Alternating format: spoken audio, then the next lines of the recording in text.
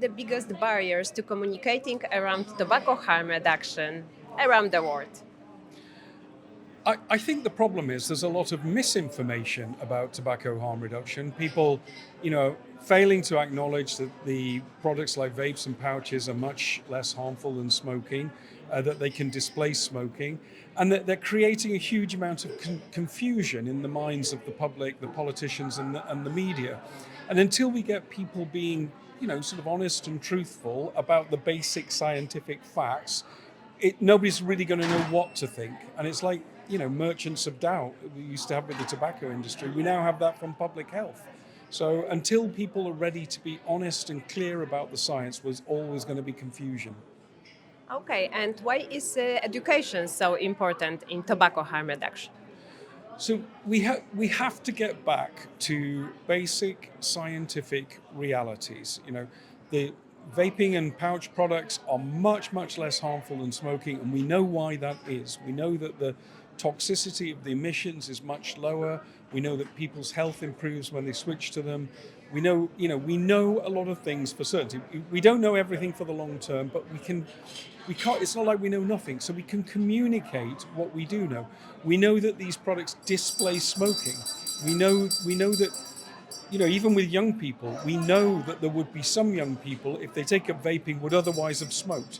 And for them, it's beneficial. So we have to have a more sophisticated understanding of the basic science and epidemiology of tobacco harm reduction. And then I think people will realize how valuable it is as a strategy.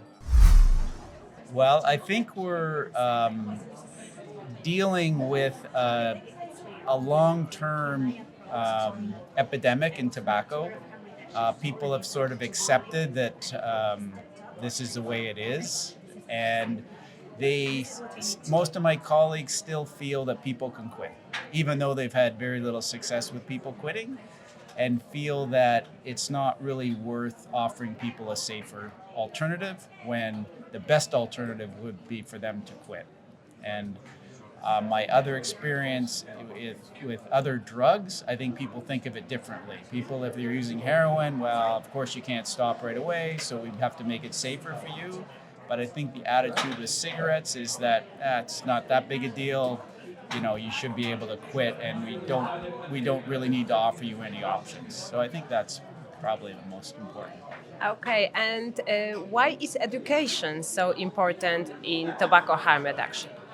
Well, I think from what I just said, we need to fight back on that. I mean, it's the biggest killer in the world, and clearly it is a big deal, and that we need to, if we have something safer to offer people, then I think we have an ethical obligation to do that. So to me, it's choosing not to treat hypertension or choosing not to treat diabetes, even though we could. And I think physicians and healthcare workers and politicians need to look at it that way, that now we have a treatment for smoking, and we should be offering it to everybody.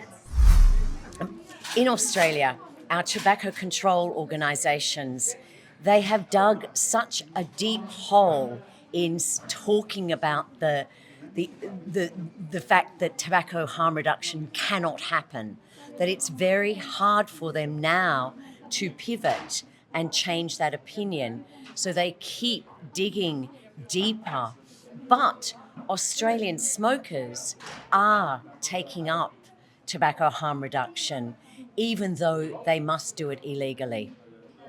And why is education so important in tobacco harm reduction? It's absolutely crucial. When you look at how many people still die every day, even in Australia.